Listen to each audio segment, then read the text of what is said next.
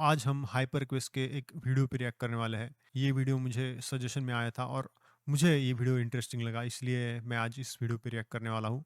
इस वीडियो का main purpose है तुम्हें क्रिटिकल थिंकिंग सिखाना।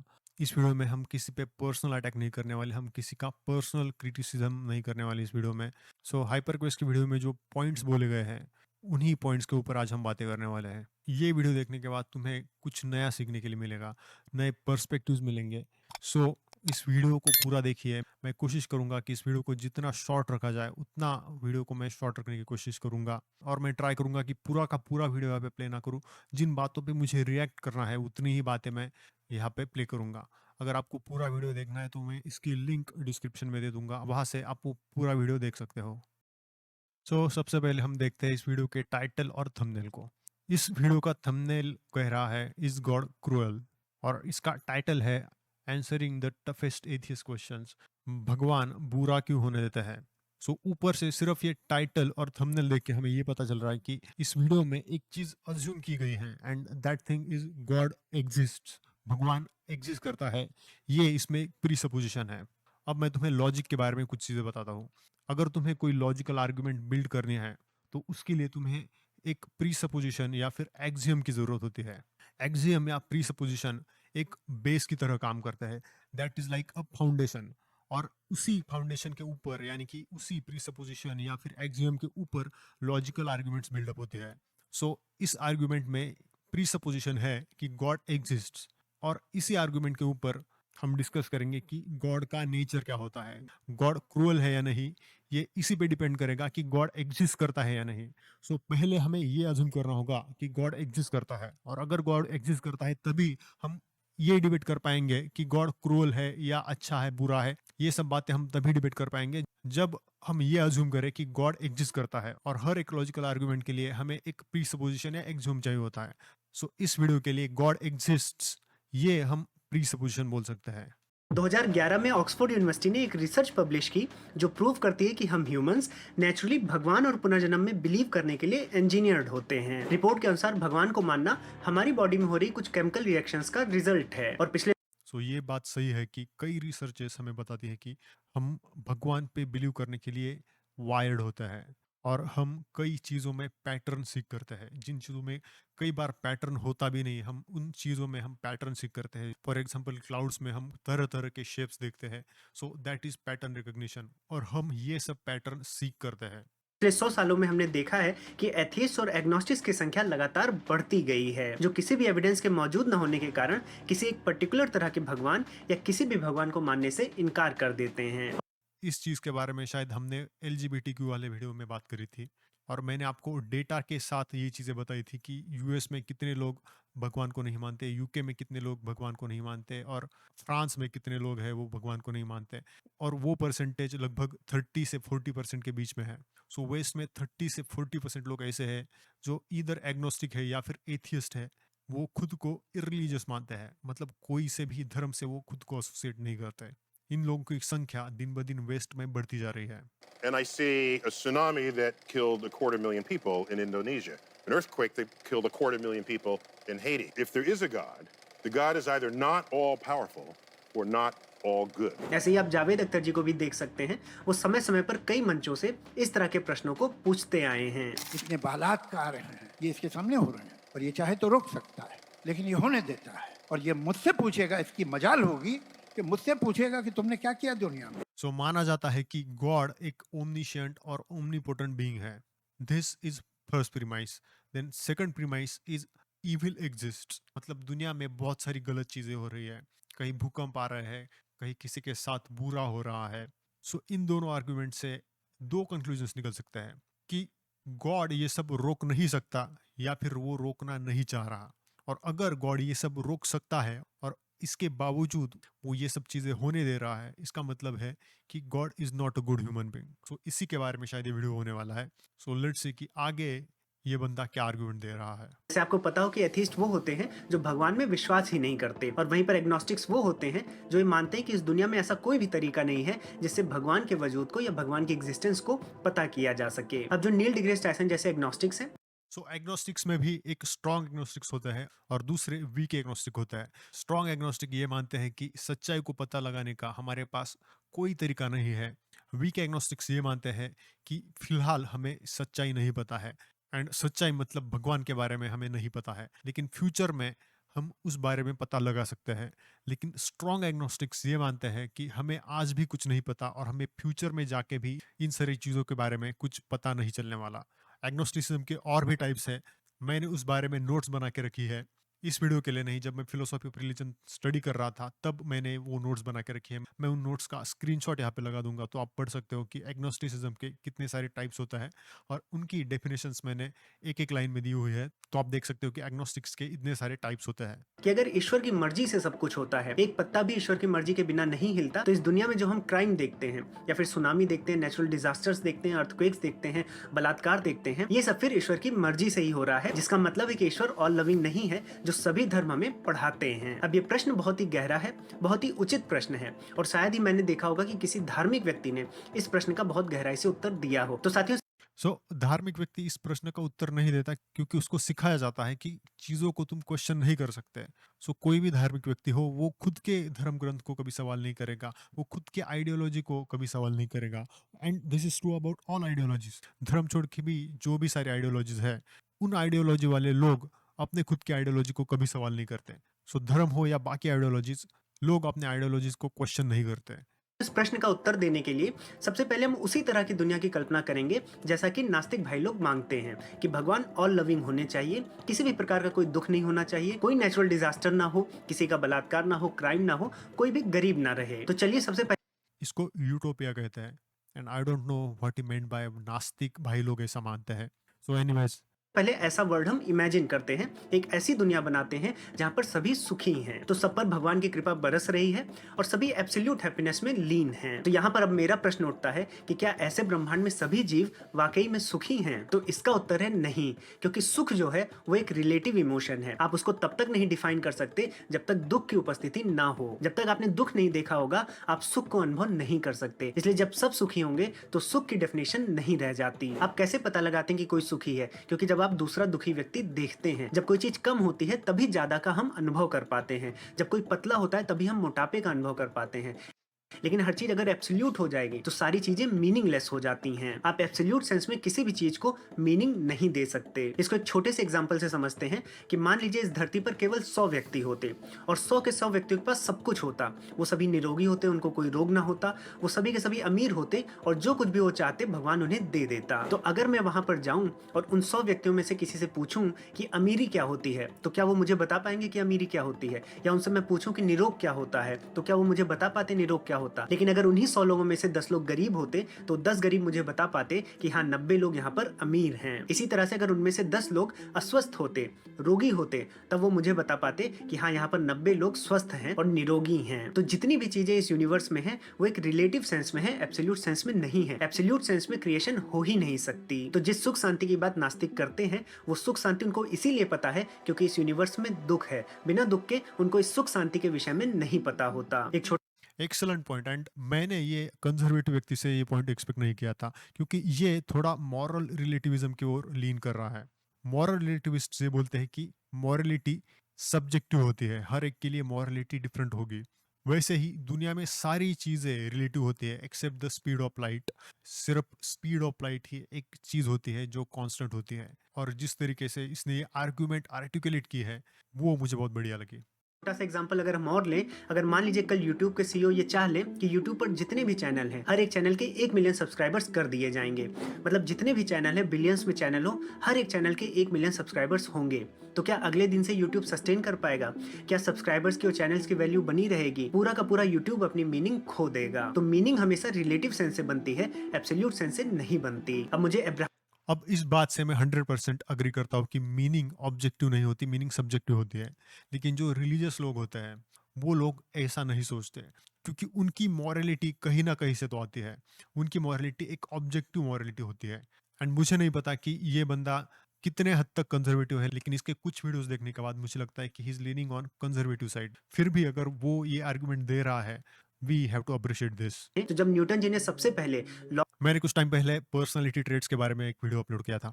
और वहाँ पे हमने डिस्कस किया था कि जो लोग कंजर्वेटिव होते हैं they are more likely to be polite. I don't know, maybe ये नॉर्थ से होगा, वहाँ पे बहुत अदब से बात की जाती है, आप जी करके, लेकिन उसका न्यूटन जी या नील डिग्रास टाइसन जी सुन के मुझे इस बात की याद आई। तो ये कहना कि दुख क्यों है, क्राइम क्यों है, डिजास्टर्स क्यों होती हैं, केवल सुख और समृद्धि होनी चाहिए, ईश्वर अगर ऑल लविंग है, तो ये एब्सोल्यूट हैप्पीनेस वाला वर्ड सबसे बड़ा मिथ है। ये लॉजिकली और साइंटिफिकली इम्पॉसिबल है। तो मेरी लेकिन बहुत सारे रिलीजियस कल्ट्स होते हैं या बहुत सारे रिलीजियस लोग होते हैं, वो यही बातें तो लोगों को सेल करते हैं। तुम्हें हैप्पीनेस मिलेगा, तुम्हें स्वर्ग मिलेगा, तुम्हें जन्नत मिलेगी, तुम्हें एनलाइटनमेंट की प्राप्ति होगी। इनके वर्ड्स अलग अलग होते हैं, लेकिन ये सभी लोग एक ही तरफ इशारा कर रहे होते हैं। और मैं यहाँ पे धर्म की बात नहीं कर रहा, मैं धर्म के लोगों की बात कर रहा हूँ या फिर कल्ट्स की बात कर रहा हूँ। ईश्वर ने एक प्रकृति बनाई है, प्रकृति के अपने नियम है, प्रकृति अपने नियमों से चलती है, उसमें ईश्वर का हस्तक्षेप नहीं रहता है। लेकिन सनातन धर्म में ही आपको अब्राहमिक माइंडसेट भी देखने को मिल जाएगा, जहाँ पर ईश्वर का कोई ना कोई हाथ लोग मानते। सो ये जो बात कर रहा है कि ईश्वर ने दुनिया बनाई है और ईश्वर उस दुनिया में इंटरफेयर नहीं करता, that is deism. And the other one is theism. Theism में भगवान जो है वो इमिनेंट होता है, मतलब भगवान का इस दुनिया के अंदर इंटरफेरेंस होता है। और डीइज्म में भगवान एग्जिस्ट करता है, लेकिन भगवान ट्रांसेंडेंटल होता है, भगवान का इस दुनिया से कुछ लेना देना नहीं होता है। और थीइज्म के अंडर मोनिज्म, मोनोथीज्म, पॉलीथीज्म, पैंथीज्म, पेनेंथीज्म, कैथनोथीज्म, ऐसे बहुत सारे टाइप्स आते हैं, जिसके ऊपर मैंने एक डेडिकेटेड वीडियो बना के रखा है। तो अगर आपको जानना है कि थीइज्म के अंडर क्या क्या आता है, तो उसका मैंने एक बहुत छोटा सा वीडियो बनाया है। तुम्हें एक एक मिनट के डेफिनेशंस देखने के लिए मिल जाएंगे और उसके मैंने एग्जांपल्स दिए हुए हैं हर एक डेफिनेशन के। सो आपको पता चलेगा कि मोनोथीज्म क्या होता है, पॉलीथीज्म क्या होता है, मोनिज्म क्या होता है, और उसके एग्जांपल्स मैं उस वीडियो का लिंक आपको डिस्क्रिप्शन में दे दूंगा। अब साथियों, जो थोड़े लिबरल नास्तिक होते हैं, वो ज्यादा से ज्यादा इतना मान सकते हैं कि कोई एक यूनिवर्सल शक्ति है जो इस यूनिवर्स को चला रही है। उसमें भी अगर ये कोई मान ले कि कोई यूनिवर्सल शक्ति इस यूनिवर्स को चला रही है, तो फिर वो नास्तिक नहीं रहा ना, वो आस्तिक हो गया। क्योंकि गॉड ये सिर्फ एक नाम है जो हम देते हैं उस शक्ति को। गॉड क्या है? गॉड उसी शक्ति का नाम है। उस शक्ति को तुम कुछ भी नाम दे सकते हो। सो अगर ये कोई मानता है कि कोई ना कोई शक्ति इस यूनिवर्स को चला रही है, तो फिर वो नास्तिक नहीं रहा, उसको हम आस्तिक बोल सकते हैं। नास्तिकों को लगता है कि जो बहुत ढेर सारे देवताओं की पूजा करते हैं वो लॉजिकली बैकवर्ड होते हैं। शायद आपको ना मालूम हो कि हमारे भारत के जो प्रथम मुझे लगता है नास्तिकों को एक भगवान की पूजा भी लॉजिकल नहीं लगती होगी। प्रधानमंत्री थे पंडित जवाहरलाल नेहरू जी, वो भी एक नास्तिक व्यक्ति थे और उन्होंने भी समय जितना मैंने रिसर्च किया, तो नेहरू जी का इंक्लिनेशन एग्नोस्टिसिज्म की ओर मुझे ज़्यादा दिखाई देता है।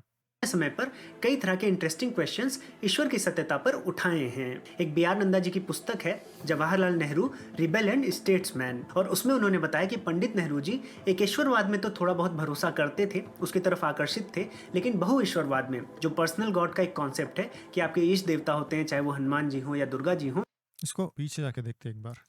ये जो पर्सनल गॉड का एक कॉन्सेप्ट बहुत भरोसा करते थे। सो इस स्क्रीनशॉट के हिसाब से नेहरू जी मोनिज्म पे बिलीव करते थे, मतलब जो वेदांत फिलोसॉफी है, that is monistic philosophy. Nehru ji बोल रहे हैं कि I have been attracted towards Advaita, non dualist philosophy of the Vedanta. So as per this screenshot Nehru ji Advaita Vedanta philosophy को मानते थे। और नेक्स्ट वो बोल रहा है कि नेहरू जी पर्सनल गॉड को नहीं मानते थे, या फिर वो personal God seems very odd to me, ऐसा बोल रहे हैं नेहरू जी। सो अगर कोई अद्वैत को मान रहा है, उस बंदे के लिए सारा डिस्टिंक्शन खत्म हो जाता है। और मोनिज्म, पॉलीथीज्म, मोनोथीज्म, ये अलग अलग फिलोसॉफीज है और ये सभी थीज्म के अंडर आती है।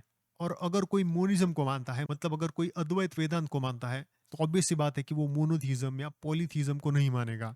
और हिंदू धर्म में भी सबसे ऊंची जो फिलोसॉफी मानी जाती है, दैट इज अद्वैत वेदांत। और जो लोग वेदांत के स्कॉलर्स हैं, मुझे नहीं लगता कि वो लोग भी किसी पर्सनल गॉड को मानते रहेंगे। शायद ये बात कोई ओपनली ना बोले, लेकिन जब तुम अद्वैत पे जाते हो, तो आई डोंट थिंक कि तुम मोनोथीज्म या फिर पॉलीथीज्म पे वापस आओगे। शायद ही एक सनातन धर्म ऐसा धर्म बचा होगा जिसमें आप बहु ईश्वरवाद देख सकते हैं। तो ये जो प्रश्न उठता है, ये शायद अब के टाइम में हिंदुइज्म एक ही सबसे बड़ा रिलीजन है जो बहु ईश्वरवाद यानी कि पॉलीथीज्म को मानता है। So I kind of agree with this statement. केवल नास्तिकों का ही प्रश्न नहीं है, ये एकेश्वरवादियों का भी प्रश्न बन जाता है कि एकेश्वरवाद बहुईश्वरवाद से बेहतर है। तो आइए देखते हैं कि क्या एकेश्वरवाद बहुईश्वरवाद से स्मार्ट चॉइस है, क्या उसको मानने वाले लोग लॉजिकली और साइंटिफिकली ज्यादा स्मार्ट होते हैं।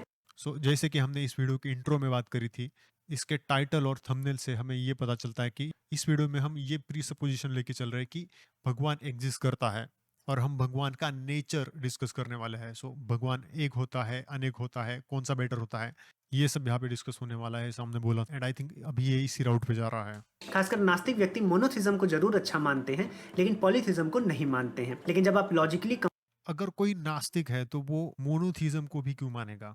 नास्तिक व्यक्ति बोलेगा कि भगवान एग्जिस्ट ही नहीं करता, तो यहाँ पे मोनोथीज्म या फिर पॉलीथीज्म का सवाल नहीं उठता। नास्तिक व्यक्ति का स्टांस ये रहेगा कि भगवान एग्जिस्ट ही नहीं करता, तो फिर वो एक भगवान हो या 100 भगवान हो, नास्तिक व्यक्ति को फर्क नहीं पड़ता। नास्तिक व्यक्ति बोलेगा कि गॉड डज नॉट एग्जिस्ट। वैसे देखें तो सनातन धर्म एक ईश्वरवादी ही था अगर आप वैदिक धर्म में जाएंगे, लेकिन धीरे धीरे समय के साथ बहुईश्वरवाद के भी एलिमेंट्स इसमें मिश्रित हो गए। तो ऐसी क्या आवश्यकता पड़ गई कि हमें अवतारवाद पे आना पड़ा और बहुईश्वरवाद को भी अपनाना पड़ा, जबकि हम औपनिषदिक रूप से एक ब्रह्म में विश्वास करते थे। अब साथियों, अगर आप ध्यान so that is monism, not monotheism. Monotheism मतलब क्रिश्चियनिटी, इस्लाम, जूडाइज्म, ये सारे धर्म मोनोथीस्टिक धर्म है, and Advaita Vedanta is monistic philosophy. Gravity के सही अर्थ को समझने के लिए आप न्यूटन और आइंस्टाइन को गलत नहीं कह सकते, क्योंकि हम गलत से सही की तरफ नहीं जाते बल्कि कम सही से ज्यादा सही की तरफ जाते हैं। ऐसे ही सगुण स्वरूपों की पूजा है। This is quotable quote. हम गलत से सही की ओर नहीं जाते, हम कम सही से ज्यादा सही की ओर जाते हैं। ऐसे अगर आपको ईश्वर से मिलना है, ईश्वर को जानना है, तो या तो आप ईश्वर के घर चले जाएं या ईश्वर को अपने घर बुला लें। अब जो निर्गुण स्वरूप की पूजा अगर ईश्वर एग्जिस्ट करता हो तो है, जो एक ईश्वर को मानती है, वो ईश्वर के घर जा रहे हैं, लेकिन उनको ईश्वर कैसा है, किस रूप का है, कहाँ रहता है, ये नहीं पता है। इसीलिए आप देखेंगे निर्गुण पूजा जो होती है, जो एक ईश्वर को मानते हैं वो अक्सर यही बोलते हैं कि ईश्वर अकल्पनीय है, ईश्वर निर्गुण है, निराकार है, वो ईश्वर की कल्पना नहीं बताते हैं। तो भले ये एक स्मार्ट चॉइस लगे, लेकिन वो इस बात से भी मात खा रहे हैं कि उनको ईश्वर का स्वरूप नहीं पता है, और इसलिए वो थोड़े ही सही हैं, कंप्लीटली सही नहीं है। वहीं जो बहुत ढेर सारे देवताओं को मानते हैं, वो क्या करते हैं, वो ईश्वर को उनके घर से अपने घर ला रहे हैं। तो जब इस जगत में लाते हैं तो अपनी बुद्धि के अनुसार अलग अलग तरह से समझते हैं। जैसे so this is eminence versus transcendence. Eminence मतलब तुम भगवान को अपनी दुनिया में ला रहे हो, मतलब तुम ये मान रहे हो कि भगवान इस दुनिया में बसता है और दुनिया में जो भी सारी चीजें हो रही है, भगवान का इन चीजों के अंदर इंटरफेरेंस है। और अगर तुम बोलते हो कि भगवान ट्रांसेंडेंटल है, मतलब भगवान इस दुनिया से परे है, और तुम्हें अगर उस भगवान की प्राप्ति करनी है तो तुम्हें उस दुनिया में जाना पड़ेगा जिस दुनिया में भगवान है। तो लॉजिकली देखा जाए तो एकेश्वरवाद और बहुईश्वरवाद दोनों में एक दूसरे से बेहतर कोई नहीं है, दोनों एक ही लेवल की बातें हैं। तो पंडित हो सकता है कि पॉलीथीज्म और मोनोथीज्म एक ही लेवल की बातें हो, लेकिन बहुत सारे लोग ये मानते हैं कि वेदांत फिलोसॉफी सबसे ऊपर है। लेकिन मुझे नहीं पता कि ये वेदांत को मोनोथीस्टिक बोल रहा है या मोनिस्टिक बोल रहा है। शंकराचार्य का वेदांत वॉज मोनिस्टिक, और वेदांत के बहुत सारे इंटरप्रिटेशंस है जो बहुत सारे आचार्यों ने किए हैं, लेकिन उसमें सबसे ऊंची जो फिलोसॉफी है वो शंकर की मानी जाती है, यानी कि अद्वैत वेदांत। सो हो सकता है कि मोनोथीज्म और पॉलीथीज्म एक ही लेवल की बात हो और अद्वैत वेदांत उससे ऊंची फिलोसॉफी हो। नेहरू जी ने जहां पर कहा था कि एकेश्वरवाद तो समझ में आता है लेकिन बहुईश्वरवाद नहीं समझ में आता, अटपटा सा लगता है। तो इस चर्चा के बाद आपको समझ में आया होगा कि दोनों जो है वो एक ही स्तर की बातें हैं, इनमें सगुण पूजा कोई लॉजिकली बैकवर्ड चीज नहीं है। अब साथियों, हमने एकेश्वरवाद सो मुझे नहीं पता कि ये अटपटा वगैरह ऐसे वर्ड्स क्यों यूज कर रहा है, क्योंकि बहुत सारे लोग जो कंजर्वेटिव साइड पे लीन करते हैं, उनका नेहरू जी के बारे में जो ओपिनियन है वो मुझे नहीं लगता कि बहुत अच्छा है। सो हो सकता है कि ये एक बायस से निकल के आ रहा हो, क्योंकि वो वेदांत को मानते थे और उन्होंने बहु ईश्वरवाद को बैकवर्ड नहीं कहा है, जितना मुझे पता है। और नास्तिकता की दृष्टिकोण से बहुईश्वरवाद को समझा था कि कितना वो बैकवर्ड है। लेकिन यहाँ पर जब नास्तिक और आस्तिक की बात होती है तो नास्तिक लोग आस्तिकों को लॉजिकली बैकवर्ड समझते हैं। वो ये मानते हैं कि ये साइंटिफिकली ये चीज कहीं ना कहीं सच है।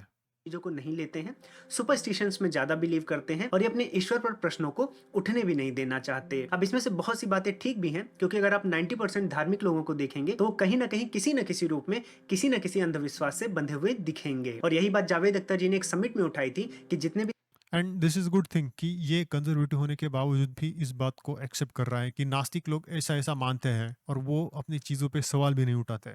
और जब तक हम ये चीज़ एक्सेप्ट नहीं करेंगे, जब तक हम खुद के फ्लॉज एक्सेप्ट नहीं करेंगे, तब तक हम उन फ्लॉज को करेक्ट नहीं कर सकते। So this is good thing कि ये चीज़ें एक्सेप्ट कर रहा है। इस सृष्टि के विषय में बड़े से बड़ा देवता भी नहीं बता सकता, क्योंकि जो देवतागण भी हैं वो सृष्टि के बनने के बाद पैदा हुए हैं, तो वहां पर भी कोई क्लेम नहीं किया गया है। तो वैदिक धर्म कोई क्लेम नहीं करते हैं कि इस तरह से ही चीजें हुई हैं। वो हमेशा खोज को सर्वोपरि रखे हैं, इसीलिए वेदों का भाष्य हमेशा से होता आया है। ऐसा नहीं कि वेद सो ये बातें सुन के हम कहीं ना कहीं बोल सकते हैं कि ये एक एग्नोस्टिक स्टांस है।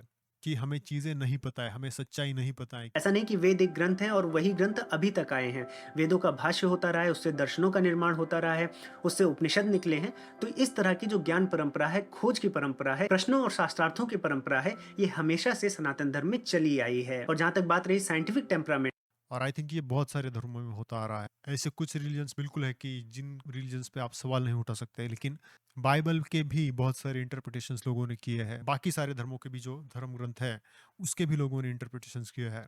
सो एक हाथ दो धर्म छोड़ के जिन पे तुम सवाल नहीं उठा सकते, मुझे लगता है कि बाकी सारे धर्मों में भी ये चीज़ें होती है। की तो हमारे दर्शनों में ही प्रत्यक्ष प्रमाण को सबसे ऊपर रखा जाता है। और प्रत्यक्ष प्रमाण क्या है? प्रत्यक्ष प्रमाण सो इंडियन फिलोसफीज के बहुत सारे दर्शन हैं, उनमें सबसे ऊपर रखा जाता है प्रत्यक्ष प्रमाण को। लेकिन जब हम वेदांत के ऊपर आते हैं, सो उस प्रत्यक्ष में लिमिटेशंस आ जाते हैं, क्योंकि वेदांत इस दुनिया पे ही क्वेश्चन मार्क खड़ा करता है कि ये जो रियलिटी तुम देख रहे हो, उसी पे वेदांत सवाल उठाता है कि ये चीजें सच है, ये तुम कैसे प्रूव कर सकते हो। साइंस ही है, क्योंकि साइंस में हम एम्पिरिकल सॉल्यूशंस को, जो हम एक्सपेरिमेंट करके पाते हैं, उन्हीं को मानते हैं। तो साइंस दर्शनों का सबसे साइंस में हम सिर्फ प्रत्यक्ष नहीं मानते, क्योंकि बहुत सारी चीज़ें ऐसी है जो हम प्रत्यक्ष ज्ञान से उनका अनुभव नहीं कर सकते। तो साइंस पे हम ऑब्जर्वेशन, एक्सपेरिमेंटेशन, साइंटिफिक मेथड्स, इन सारी चीज़ों के बारे में हम बात करते हैं, और प्रत्यक्ष के साथ साथ बाकी भी सारी चीज़ों को हम साइंस में मानते हैं। ऐसा नहीं कि साइंस में हम सिर्फ प्रत्यक्ष को मानेंगे। यहाँ पर सबसे पहले हमें डिफाइन करना होगा कि आपने ईश्वर की परिकल्पना कैसी की है। अगर आपने अपनी बुद्धि से ईश्वर की कोई परिकल्पना की है जो इमेजिनेटिव है, तो आपकी जिंदगी लग जाएगी, आप ईश्वर को नहीं ढूंढ पाएंगे। वहीं पर अगर एक फिजिसिस्ट है जिसने लॉज ऑफ नेचर को ईश्वर माना है, तो उनके लिए लॉज ऑफ नेचर आंख के सामने है और वो लॉज ऑफ नेचर सबके लिए समान रूप से कार्य कर रहे हैं। तो ईश्वर को देखने का ये भी तरीका हो सकता है। सो भगवान क्या होता है, व्हाट इज गॉड, ये चीज हर एक के लिए अलग होती है। हर कोई इसकी अलग डेफिनेशन करता है। नीचा ने भगवान को कुछ और माना है, जॉर्डन पीटरसन भगवान को कुछ और मानते हैं, उपनिषदों में भगवान को कुछ और माना गया है, और भी बाकी सारे कुछ स्क्रिप्चर्स होंगे वहां पे भगवान को कुछ और माना गया है, और कई धर्म है उनमें भगवान को कुछ और माना गया है। सो भगवान की कोई एक यूनिवर्सल डेफिनेशन नहीं है। भगवान की डेफिनेशन सब्जेक्टिव है, और हर किसी के लिए भगवान की डेफिनेशन अलग होती है। भगवान को देखने का हर किसी का पॉइंट ऑफ व्यू अलग होता है, और हर कोई बोलता है कि मैं जो भगवान मान रहा हूँ वही भगवान सच है, और इसीलिए लोगों में झगड़े होते हैं। तो अगर सत्य कोई है तो केवल अनुभव करने वाला दृष्टा है, वही ईश्वर है जो हम सभी के भीतर है। और हम क्या करते हैं कि हम उस ईश्वर को बाहर ढूंढते हैं। साथियों, इस वीडियो का लक्ष्य लेकिन ज्यादातर लोग ये नहीं मानते। और कुछ देर पहले इसने नेहरू जी को काइंड ऑफ क्रिटिसाइज किया था, ये बोल के कि नेहरू जी पर्सनल गॉड को नहीं मानते थे। और अब ये जो गॉड की डेफिनेशन दे रहा है, ये डेफिनेशन भी पर्सनल गॉड नहीं है। So I don't see any sense कि ये नेहरू जी को क्यों क्रिटिसाइज कर रहा था। किसी को नास्तिक या आस्तिक नहीं बनाना है, बल्कि जो ऐसे कठिन प्रश्न हैं उनके उत्तरों तक पहुंचने के लिए सभी के अंदर जिज्ञासा पैदा करनी है, सबको प्रेरित करना है। मेरे आस्तिक होने से या नास्तिक होने से, मेरे मानने से या ना मानने से सत्य नहीं बदलने वाला। लेकिन अगर हम सही डायरेक्शन में लॉजिकली सोचना प्रारंभ करेंगे तो सत्य के मार्ग पर जो झूठ है वो अवश्य समाप्त हो जाएंगे। ना तो आपको आस्तिक बनना है और ना ही नास्तिक बनना है। किसी भी चीज से मत बंधिए, एक अच्छा सीकर बनिए जो लॉजिकली उस ट्रुथ की तरफ, उस क्वेस्ट की तरफ बढ़ पाए। साथियों, मैं ब्यूटीफुल विजडम। आशा करता हूँ कि इस वीडियो के माध्यम से बहुत अच्छे प्रश्नों के आपको उत्तर मिले होंगे। और ये जिज्ञासा हमेशा बनी रहनी चाहिए। ये उत्तर फाइनल भी नहीं है, इन उत्तरों पर और भी काम होना चाहिए, और भी अच्छे उत्तरों तक हमें पहुंचना चाहिए। और उससे भी ज्यादा इंपॉर्टेंट है कि हम और भी अच्छे प्रश्नों पर पहुंचे। और साथियों, अगर आप चाहते सबसे इंपॉर्टेंट चीज होती है कि सही सवाल पूछना, चाहे तुम्हें उन सवालों के जवाब मिले या ना मिले। हैं कि इस तरह के जो बड़े प्रश्न हैं, जो बड़े फिलोसफर्स पूछते हैं, पब्लिक स्पीकर्स पूछते हैं, पब्लिक फिगर्स पूछते हैं, अगर उनके उत्तरों पर भी वीडियोस चाहिए तो आप हमें कमेंट सेक्शन में जरूर बताइएगा। और अगर सो ये था हमारा रिएक्शन वीडियो। अगर आपको वीडियो पसंद आया हो तो वीडियो को लाइक कर दीजिए और चैनल को सब्सक्राइब कर दीजिए। मैं आपको मिलता हूँ नेक्स्ट वीडियो में।